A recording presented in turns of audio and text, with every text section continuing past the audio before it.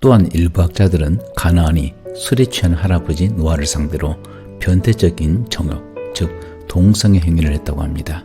함은 개혁개정 문자적으로는 단지 아비가 벌거벗었음을 형제에게 알린 것뿐이죠. 그런데 24절 하반절을 보면 자기에게 행한 일을 알고라고 기록이 되었죠.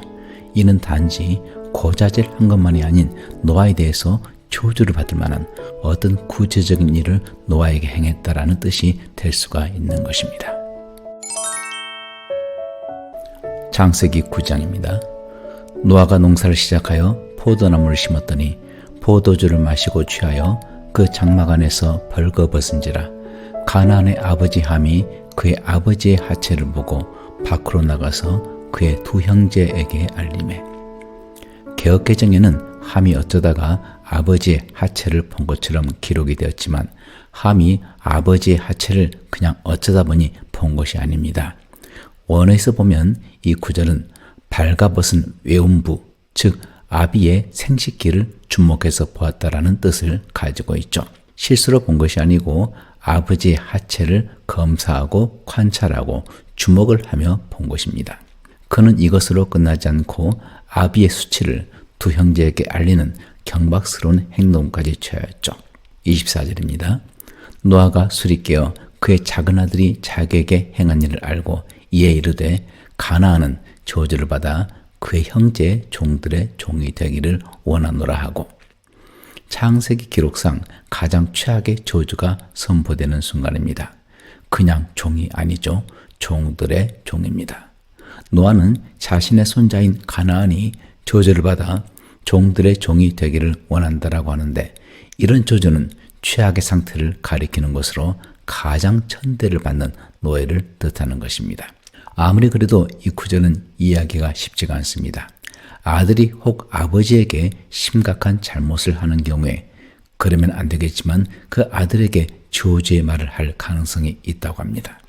그런데 노아의 저주는 잘못을 저지른 아들 함에 대한 것이 아니라 그 함의 아들, 즉 자기의 손자 가나안을 향한 저주이죠.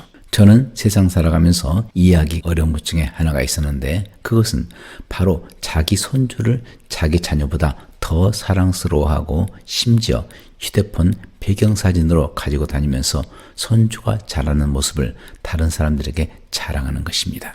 저 같으면 안 그럴 건데 자기 손주 사진과 영상을 굳이 다른 이들에게 자랑을 하죠. 정말 이해하지 못할 행동입니다. 그런데 저에게도 이런 시험의 시간이 왔죠. 손주가 태어났는데 눈에 넣어도 아프지 않을 것 같은 귀한 아기입니다. 이제 3살이 되어가는데 하는 말이 어찌 그리도 사랑스러운지, 저도 역시 다른 할아버지들과 다를 것이 없다는 것을 깨닫게 되었죠. 그런데 오늘 말씀의 노아는 할아버지가 되어서 손주를 노예 중에서도 가장 천대받는 노예가 되기를 바라고 저주를 합니다. 그것도 손자가 잘못한 것이 아니라 아들이 잘못한 그 죄의 대가를 손자에게 저주로 퍼붓는 것이죠.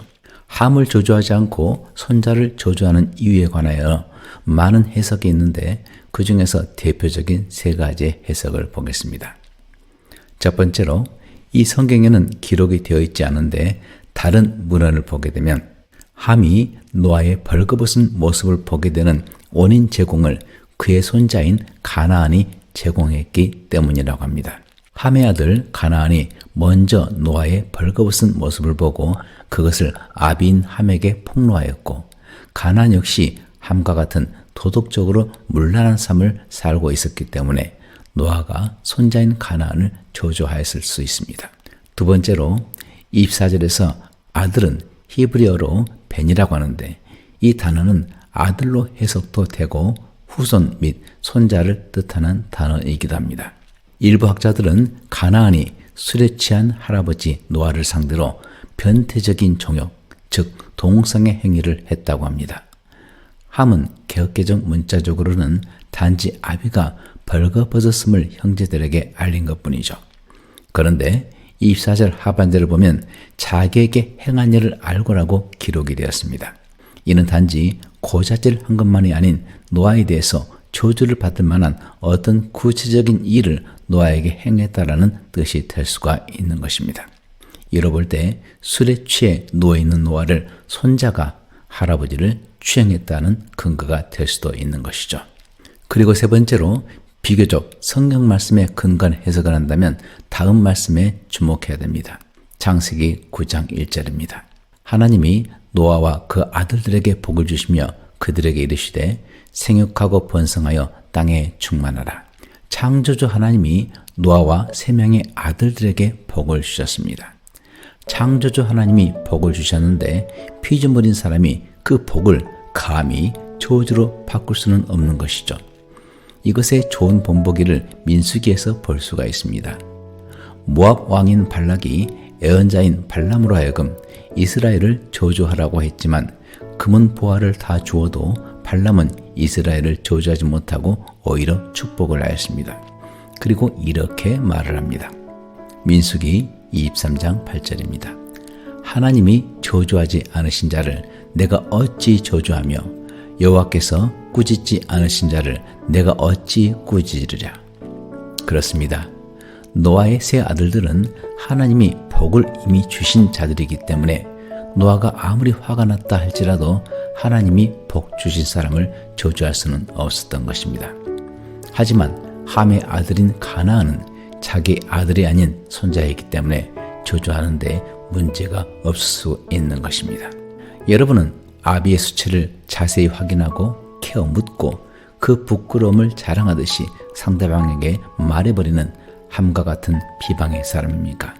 아니면 아비가 실수하였다 하더라도 그 실수를 속히 덮어버리기 위해 수치를 가릴 옷을 가지고 그 수치를 덮어버리는, 상대방이 무슨 수치를 범했는지조차 관심이 없고 비방을 하지도 않고 오히려 그 수치를 내 수치, 내 가정의 수치로 여기고 사랑으로 덮어버리는 셈과 야벳 같은 사람입니까?